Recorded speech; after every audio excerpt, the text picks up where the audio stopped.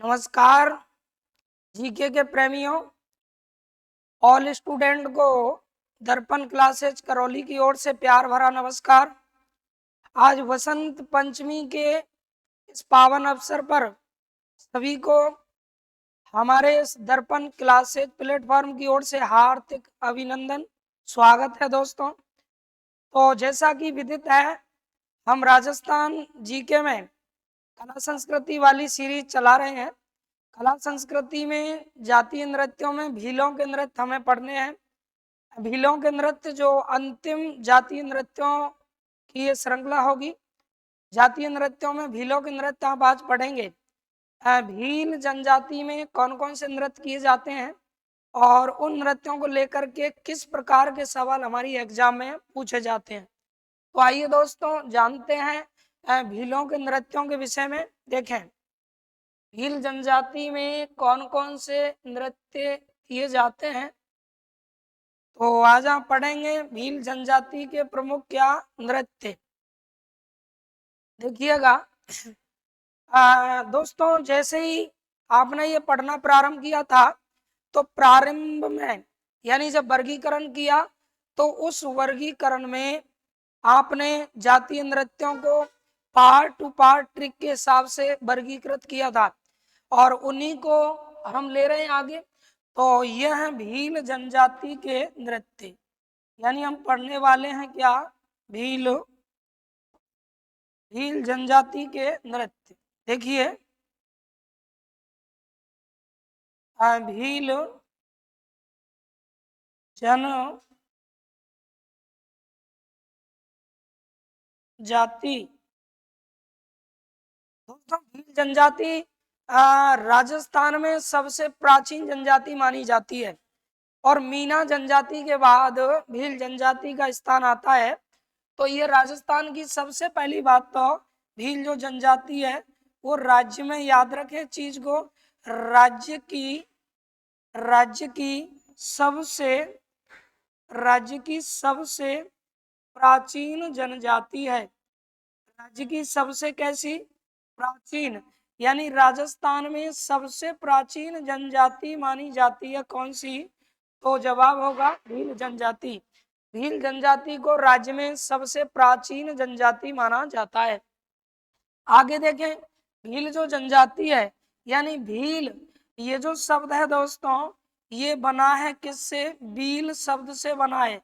यानी भील शब्द की उत्पत्ति बील शब्द से हुई है, जिसका अर्थ होता है तीर चलाने वाला। तीर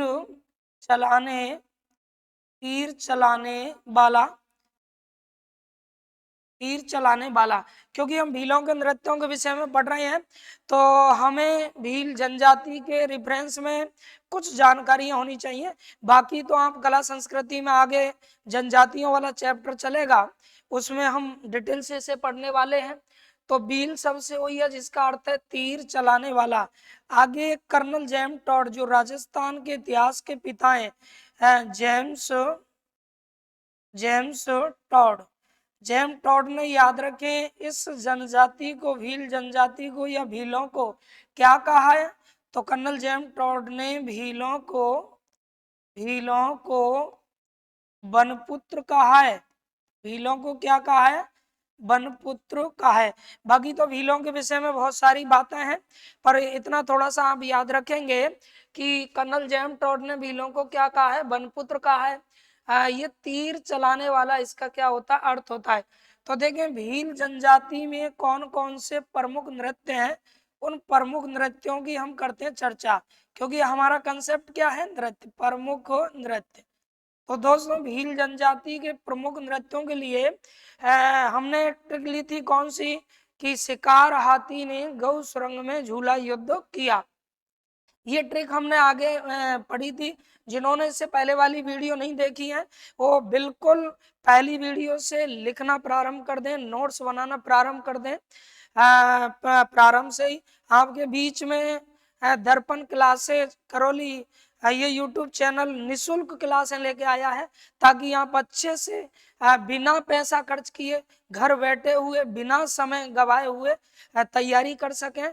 तो दोस्तों इस चैनल को ज़्यादा से ज़्यादा शेयर करें, और जिन लोगों को हमारे अन्य टीचरों से पढ़ना है, जो अच्छे अच्छे बेहतरीन टीचर हैं, उनकी क्लासें प्ले स्टोर से दर्पण क्लासेज करौली के नाम से चैनल को आप डाउनलोड कर सकते हैं, जिसकी कम से कम फीस में आपको वहाँ कोर्स अवेलेबल हो सकते हैं।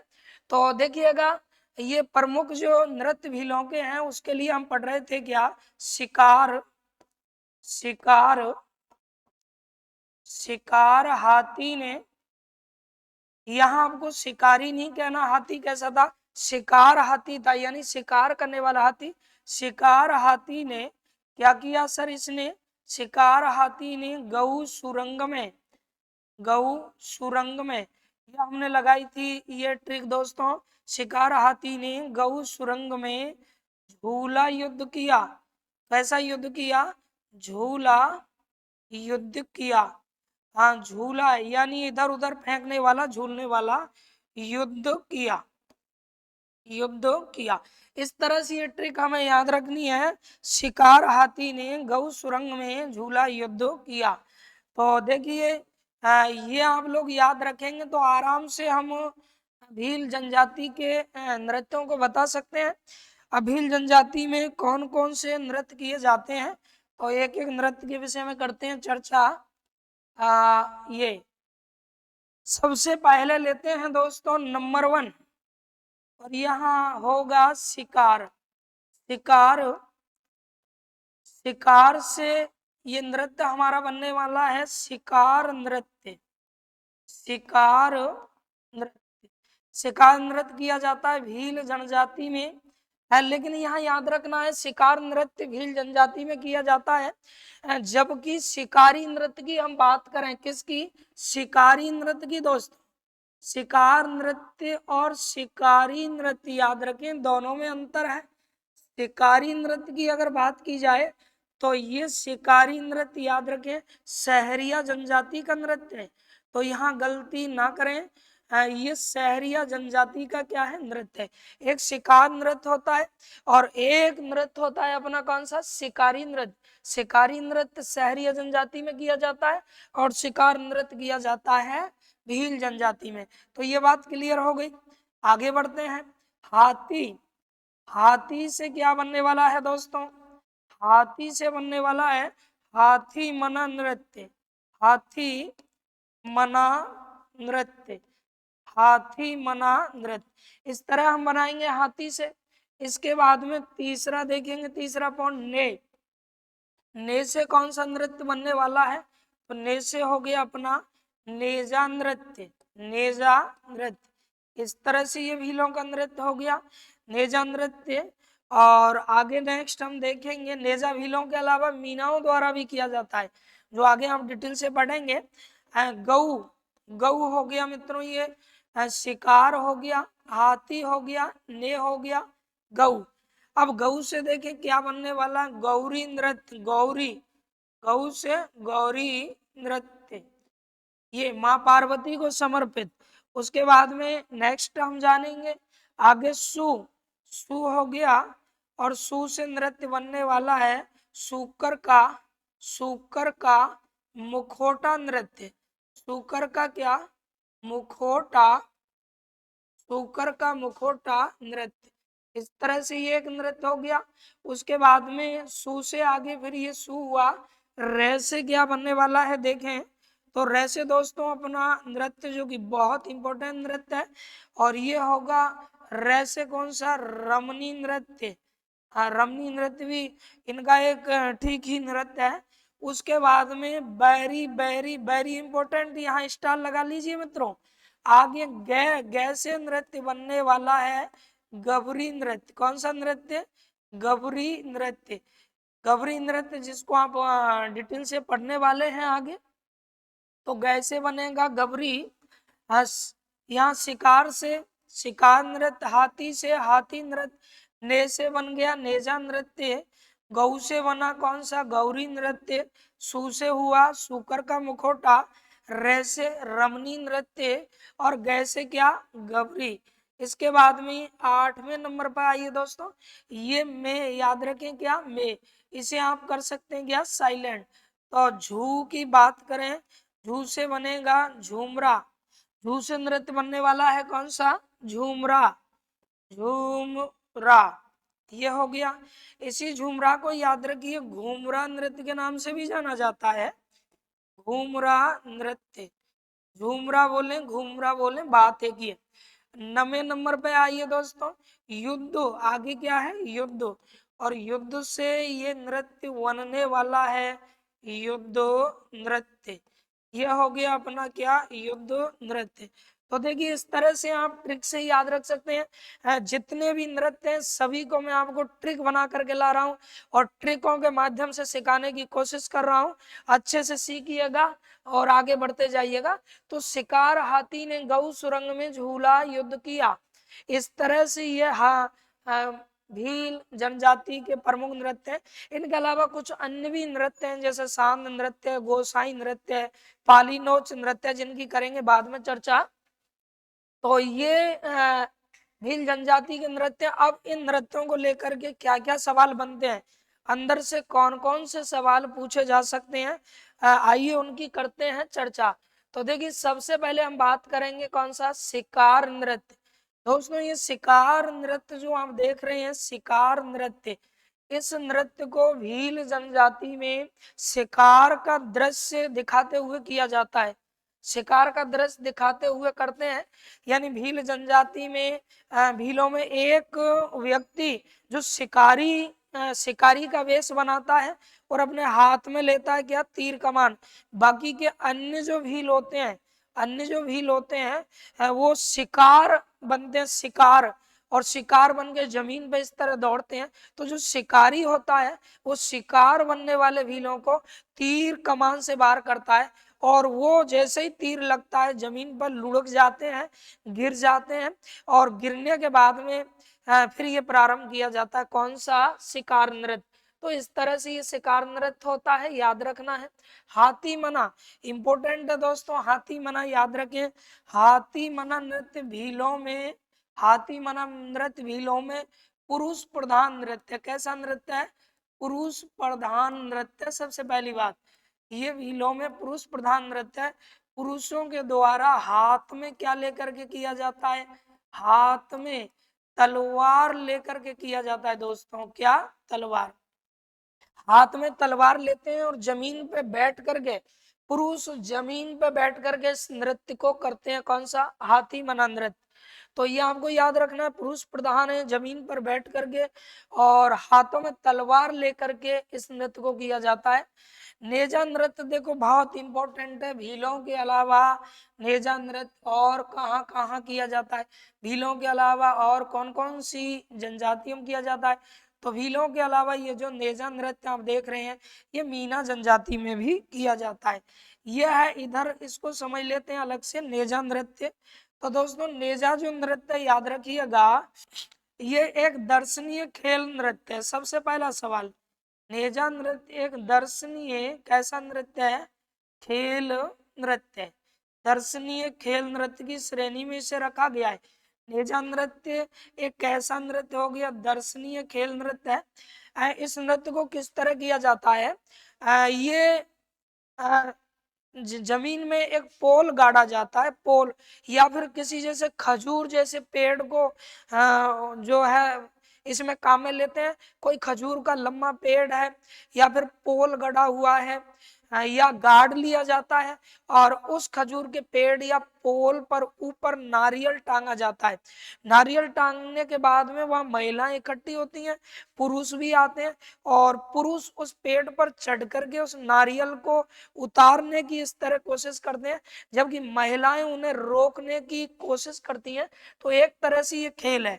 इसमें होता क्या है, पेड़ पर यानी पेड़ या किस पर पोल पर, एक पोल होता है, पोल नहीं हो तो फिर क्या होगा पेड़ होगा, यानी पेड़ या पोल पर क्या किया जाता है, पेड़ या पोल पर एक पोल लगा लिया जाता है तो पोल पर नारियल टांगा जाता है। क्या टांगा जाता है मित्रों? नारियल।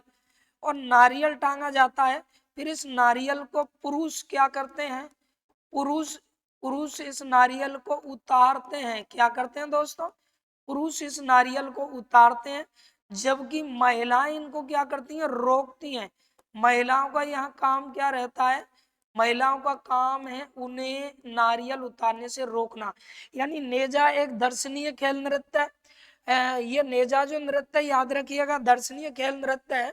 और ये पुरुष इस नृत्य को करते हैं। तो इसमें एक पोल पर नारियल टांगा जाता है और उस नारियल को पुरुष उतारने की कोशिश करते हैं और महिलाएं उन्हें रोकने की कोशिश करती हैं। ऐसा इस नृत्य में होता है। तो ये जो नृत्य है, इसमें किस तरह का प्रदर्शन होता है, आइए थोड़ा सा बताता हूं मैं आपके लिए। देखो, इस तरह दोस्तों, ऐसे यहाँ ये इन्होंने किया है, देख सकते हैं आप। तो ये इस पेड़ पर इस तरह से चढ़ रहे हैं और उतारने की कोशिश करते हैं। खैर, यहाँ महिलाएं नहीं दिखाई गई हैं, बाकी के महिलाएं इन्हें रोकने की कोशिश करती हैं। आज ये स्वयं खुद को ही रोक रहे हैं एक दूसरे को। तो इस तरह से ये किया जाता है मित्रों। इस तरह का ये नृत्य होता है। देखिएगा, ये हो गया अपना कौन सा,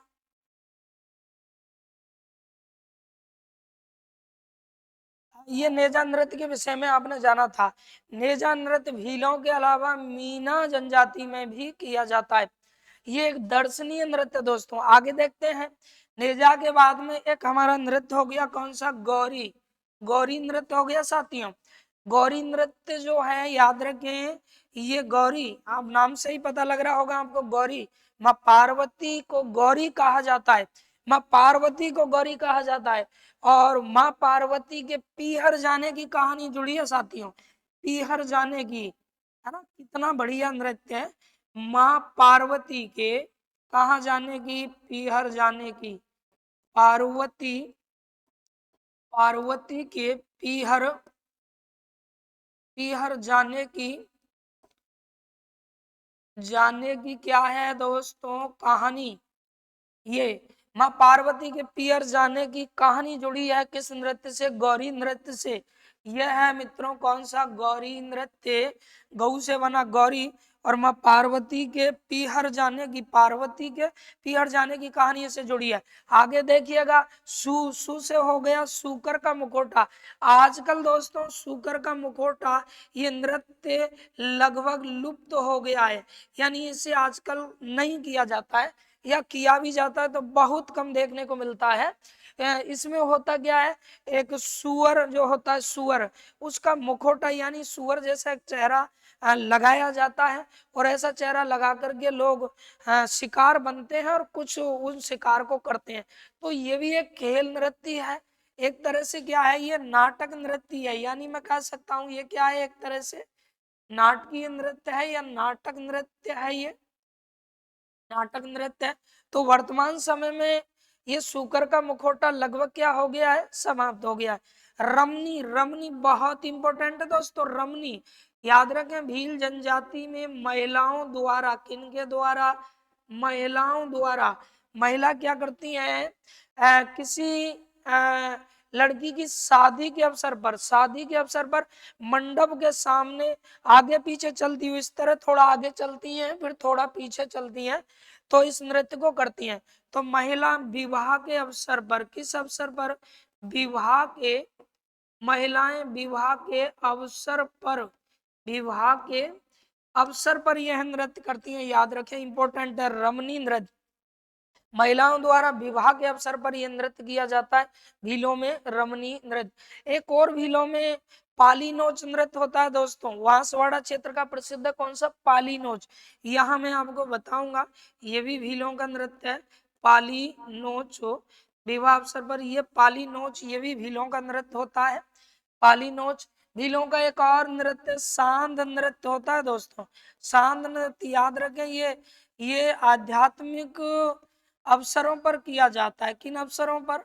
आध्यात्मिक अवसरों पर, आध्यात्मिक अवसरों पर किया जाता है।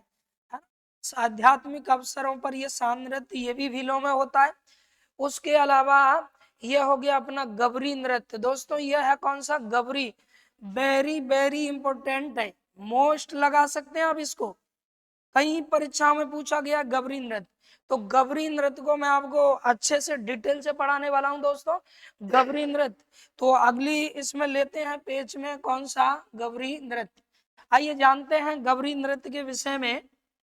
गबरी गबरी नृत्य,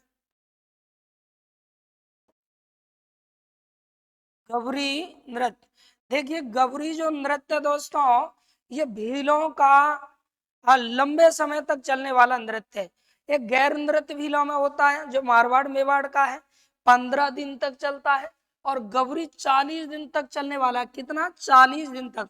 तो गबरी नृत्य को लेके क्या क्या सवाल हमारी परीक्षा में पूछे जा सकते हैं, करेंगे उनकी चर्चा। गबरी नृत्य जो है याद रखें, इसको लेके क्या क्या सवाल परीक्षा में आ सकते हैं, देखेंगे आप। थोड़ा थोड़ा यहाँ लिखे। गबरी, सबसे पहली बात तो गबरी नृत्य को किस नाम से भी जाना जाता है?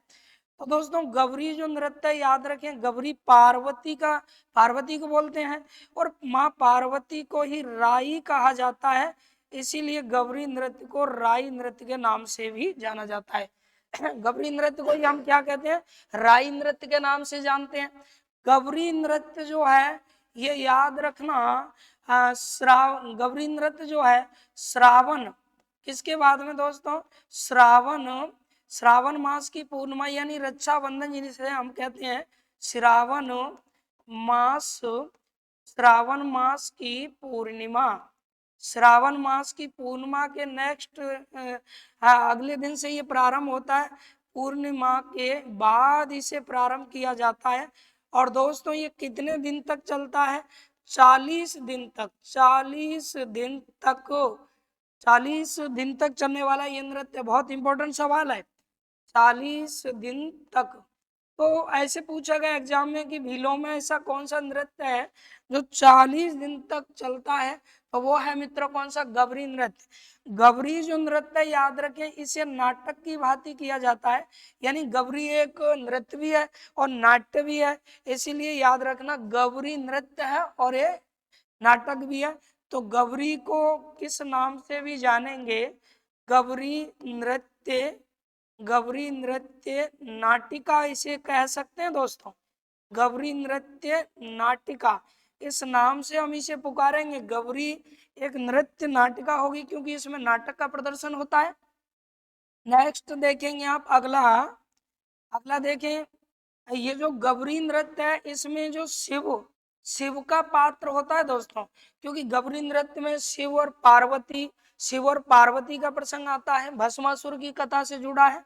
तो का शिव का जो पात्र होता है, यानी शिव की भूमिका निभाने वाला जो पात्र इसमें होता है, शिव की भूमिका वाला शिव की भूमिका वाला पात्र गबरी नृत्य में क्या कहलाता है? तो गबरी नृत्य में शिव की भूमिका निभाने वाले पात्र को पुरिया कहा जाता है दोस्तों। पुरिया, ये अच्छा सवाल हो सकता है परीक्षा के लिए। पुरिया कहा जाता है। पुरिया का संबंध किससे? गबरी नृत्य से संबंध है। जो शिव की भूमिका अदा करता है इस नृत्य के दौरान, उसी को कहा जाता है क्या? पुरिया।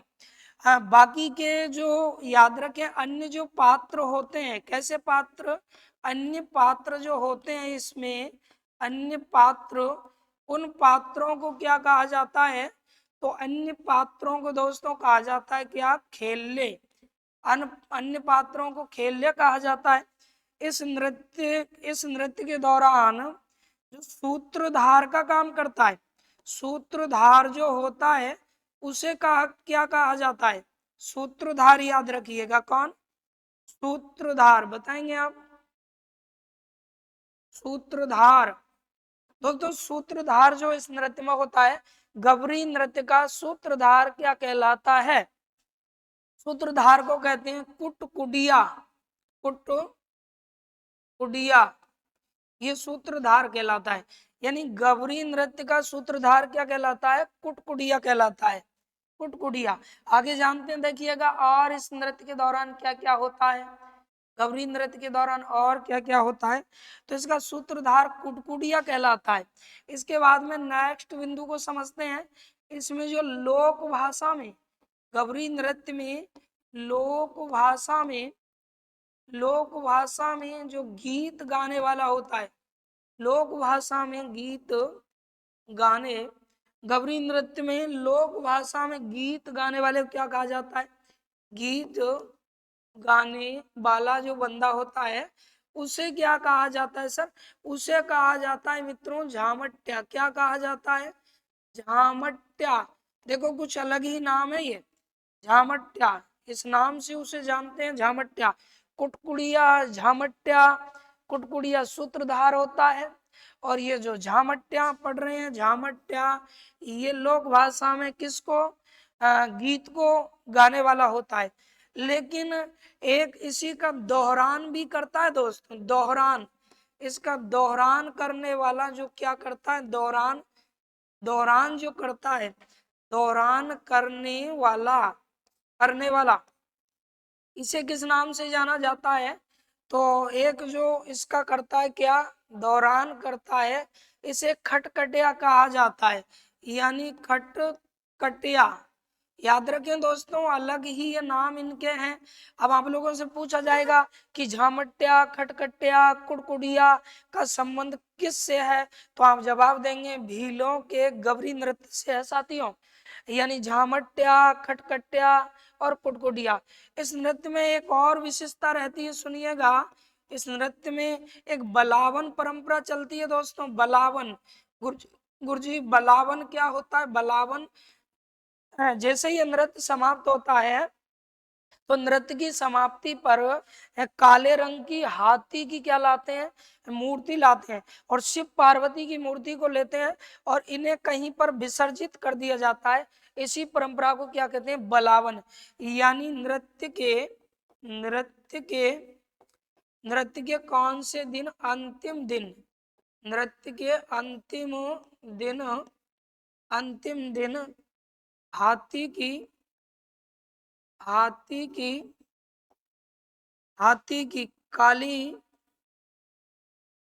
काली मिट्टी की, हाथी की काली मिट्टी की मूर्ति, काली मिट्टी की मूर्ति वह शिव पार्वती शिव पार्वती की मूर्ति को विसर्जित करने वाली जो परंपरा है, शिव पार्वती की मूर्ति को क्या किया जाता है, विसर्जित किया जाता है दोस्तों। पार्वती की मूर्ति को विसर्जित करना, यही परंपरा तो कहलाती है क्या, बलावन के नाम से जानी जाती है। बलावन परंपरा का आयोजन भी इसमें होता है। एक और हम यहाँ याद रख सकते हैं जो कि इम्पोर्टेंट है, देखिएगा। एक मृगा परंपरा भी होती है। मृगा क्या होती है, उसी रात फिर एक मेहंदी प्रतियोगिता की जाती है महिलाओं में, मेहंदी प्रतियोगिता। तो इसी नृत्य के दौरान जब अंतिम दिन होता है तो एक मेहंदी प्रतियोगिता महिलाएं करती हैं, और इस मेहंदी प्रतियोगिता को ही हम क्या कहते हैं, बलावन के नाम से जानते हैं। इस मेहंदी प्रतियोगिता को ही क्या कहते हैं साथियों, बलावन कहते हैं। तो आप ये इसका स्क्रीनशॉट ले सकते हैं, इस तरह से देखिए। तो दोस्तों ये इस नृत्य के विषय में मैं आपसे बात कर रहा था। नेक्स्ट एक सवाल बनता है कि ये जो नृत्य है ये किस पर आधारित है, यानी ये नृत्य किस पर आधारित है। तो ये नृत्य जो है दोस्तों, ये शिव और भस्मासुर की कथा पर आधारित है। शिव भस्मासुर भस्मासुर कथा पर आधारित है, यानी शिव भस्मासुर का प्रसंग इस नृत्य में दिखाया जाता है। शिव भस्मासुर, अब वो ये आपके दिमाग में एक बात आएगी कि शिव क्या है, शिव भस्मासुर की कथा क्या है दोस्तों। तो आइए जानते हैं शिव और भस्मासुर की कथा के विषय में क्या है, थोड़ा सा बताने की कोशिश करूंगा। देखिए ऐसा कहते हैं कि भस्मासुर ने, कहा जाता है कि भस्मासुर ने शिव जी की बहुत ज्यादा तपस्या की। शिव जी की तपस्या करते करते बहुत समय निकल गया।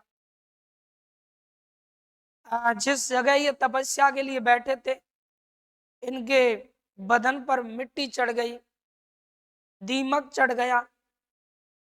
और कहा जाता है कि दोस्तों शिव जी जो भोले हैं, नाम से ही भोले हैं। शिव जी को जब ऐसा लगा कि मेरा कोई भक्त मेरी भक्ति में इतना लीन है कि उसके शरीर पर मिट्टी चढ़ गई है, तब शिव जी आए और शिव जी ने आकर के कहा इस भस्मासुर से, शिव जी ने आकर के कहा कि तुमने लंबे समय से मेरी पूजा अर्चना की है, अब बताइए इसके बदले में तुम मुझसे क्या चाहते हो। तो ऐसे में दोस्तों भस्मासुर बड़ा चतुर आदमी था और भस्मासुर ने भोले भगवान शंकर जी से कहा कि स्वामी जी जो मैं मांगूंगा क्या तुम उसे देने के लिए तैयार हो जाओगे। तो शिव जी कहने लगे, बोला मांगिए, इसमें घबराने की क्या बात है।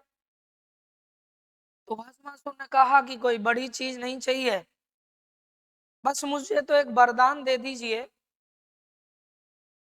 एक ऐसा वरदान मुझे दे दो कि मैं जिसके सिर पर हाथ रख करके और 3 बार तुम्हारा नाम लेकर के ये कहूं कि भस्म भस्म भस्म, तो वही व्यक्ति दुनिया से क्या हो जाए, गायब, और मैं हो जाऊं डोंट वरी। तो मैं जिसको भस्म करना चाहूं वो भस्म हो जाए। ये जैसे ही इसने ये कहा तो शिव जी का दिमाग खराब हो गया दोस्तों। शिव जी सोचने लगे इसने बहुत बड़ी चीज मांगी है, पर क्या करें, जो मांग लिया सो देना तो है ही है। शिव जी ने कहा कि ठीक है, मैं तुझे ऐसा ही वरदान देता हूं, तुम जिस किसी के सिर पे हाथ रख करके 3 बार भस्म भस्म भस्म कहोगे, भस्म भस्म नाम का गीत गाओगे, तो समझिए कि वो गायब हो जाएगा। और दोस्तों भस्मासुर को जब ये वरदान मिल गया तो भस्मासुर वहां से अपने घर के लिए चले। जैसे ही भस्मासुर घर के लिए जा रहे थे तो रास्ते में भगवान शंकर की पत्नी मां पार्वती पर भस्मासुर की नजर पड़ी। मार्ग में जब पार्वती मां पर नजर पड़ी तो पार्वती को देखते ही इस राक्षस इस क्रूर के मन में पाप उत्पन्न हो गया मित्रों।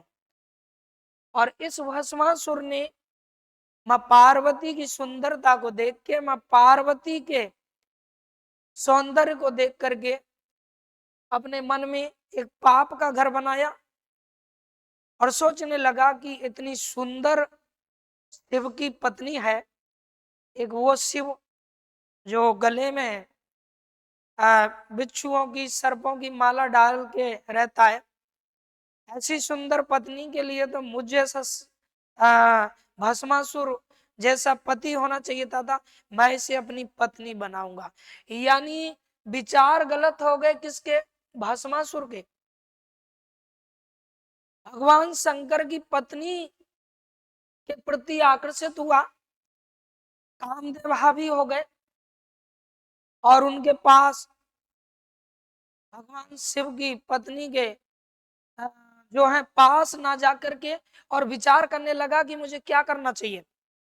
तो चलता हूं फिर से भगवान शिव के पास और भगवान शिव से कहूंगा कि तुम्हारी पत्नी बहुत सुंदर है, उसे मुझे दे दीजिए।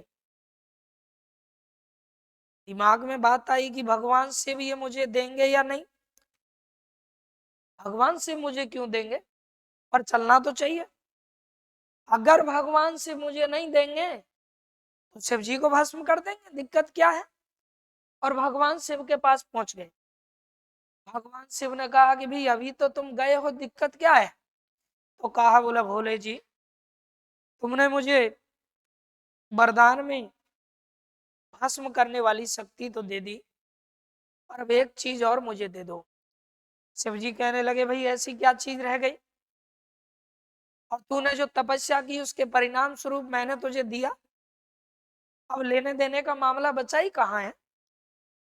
तो भस्मासुर कहने लगे भगवान शंकर से कि नहीं, अभी है शिव जी, मैंने तुम्हारी पत्नी को देखा और तुम्हारी पत्नी बहुत ज्यादा सुंदर है। जैसे ही मैंने माँ पार्वती के विषय में देखिएगा, ये राक्षस किस तरह की बातें करने लगा कि मैंने जैसे ही तुम्हारी पत्नी को देखा, तुम्हारी पत्नी बहुत ज्यादा सुंदर है, और हाँ, मुझे उसे देखते ही ऐसे लगा जैसे खोपड़ी पे कोई सूत्री बम फट गया हो। याद रखना दोस्तों, भस्मासुर भगवान शंकर से कहने लगे या तो तुम्हारी पत्नी मुझे दे दो। बोला नहीं दूं तो भस्मासुर ने कहा तुम्हें भस्म कर दूंगा। भगवान शंकर विपत्ति में पड़ गए, सोचने लगे हाय आछी बीद मंडीरे, जिनको हमने वरदान दिया वो हम ही को भस्म कर देंगे। और भस्मासुर कहने लगे कि फटाक से बताओ दोगे या नहीं। शिवजी के पास कोई उपचार ही नहीं था दोस्तों। नीचे हुए वो हाथ ऊपर करने लगा, शिवजी वहां से खिसकने लगे, भागने लगे। अब शिवजी आगे आगे और भस्मासुर पीछे पीछे।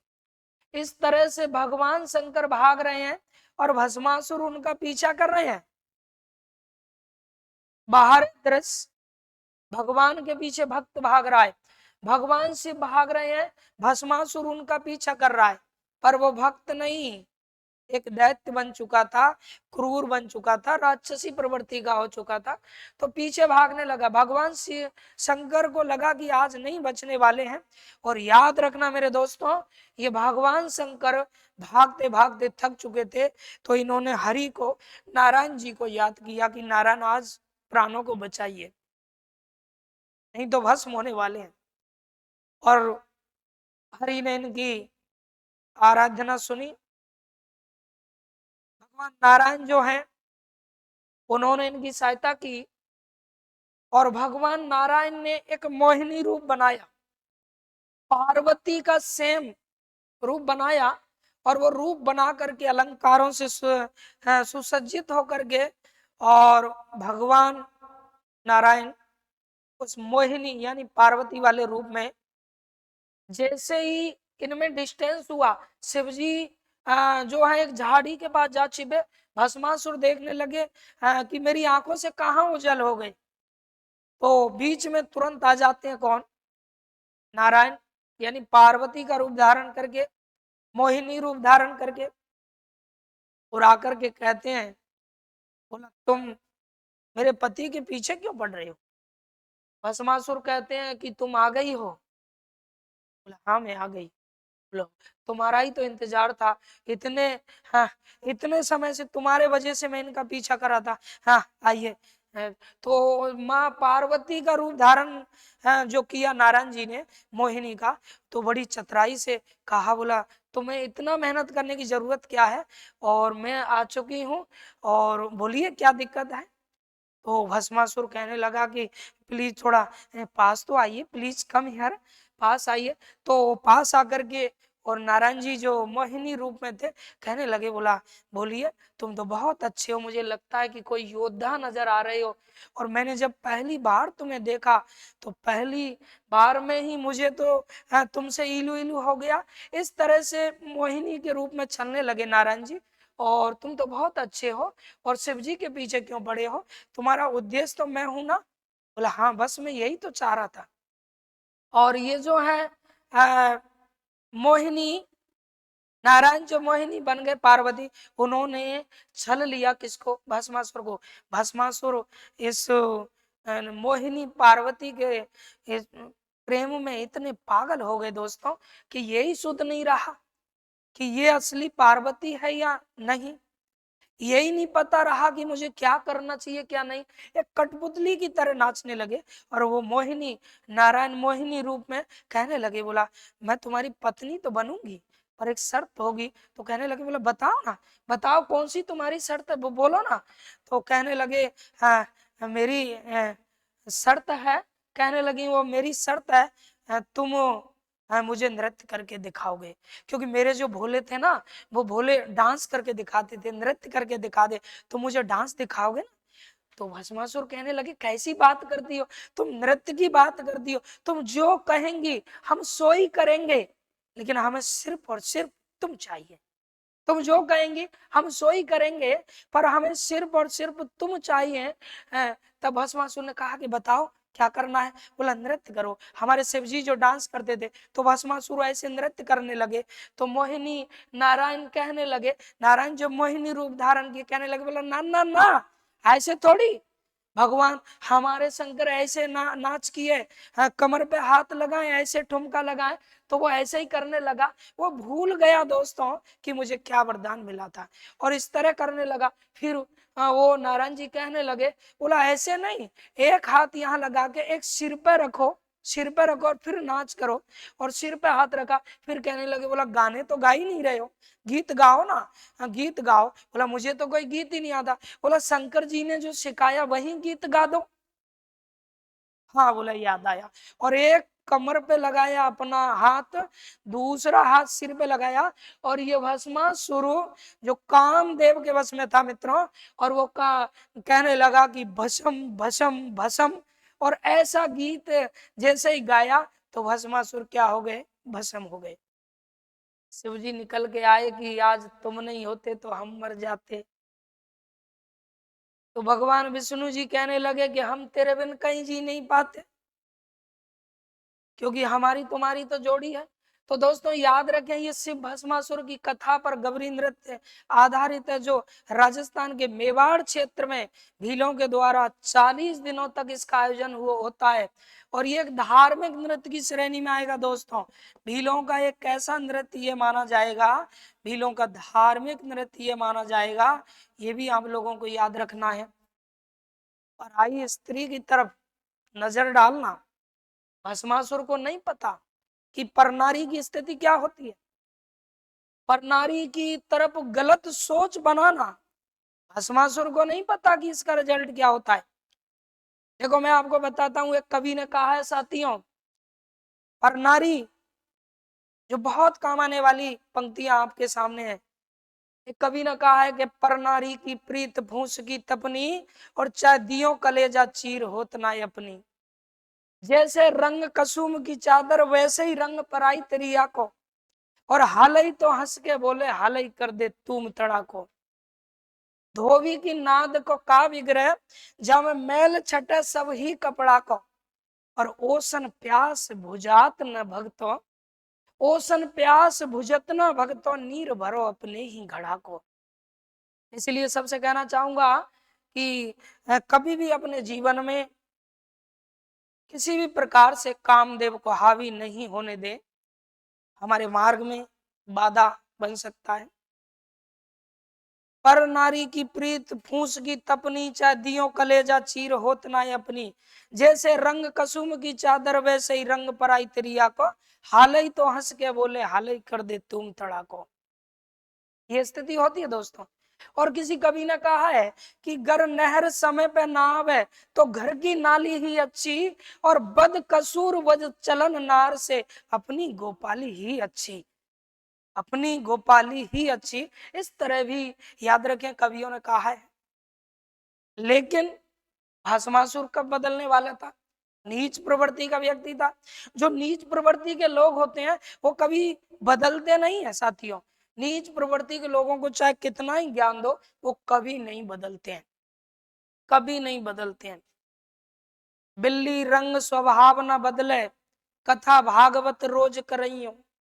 बिल्ली अपना रंग और स्वभाव नहीं बदल सकती, चाहे कितनी कथाएं भागवत क्यों ना कराई जाए। बिल्ली रंग स्वभाव ना बदले, कथा भागवत रोज करइयो। कुत्ता हाड़ मांस नहीं छोड़े, चाहे वह रबड़ी खीर खवइयो। और आंख ढाक कबऊ ना हो चंदन, चाहे मलिया गिर के पार लगइयो। हिजड़ा कबऊ ना मर्द बने, चाहे काम बटी वाय घोंट पे बइयो। तो दोस्तों ये चीजें हैं जिसका स्वभाव नहीं बदलना है, वो नहीं बदलता है। तो ये गबरी नृत्य के विषय में आप लोगों ने पढ़ा है। इस तरह से आप इसका पूरा स्क्रीनशॉट ले सकते हैं।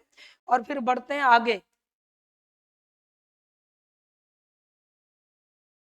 देखिए आगे गबरी नृत्य, इसके बाद में जो नृत्य अपने थे दोस्तों, उन नृत्यों की हम चर्चा करें तो ये आपने पढ़ा कौन सा, गवरी नृत्य के विषय में।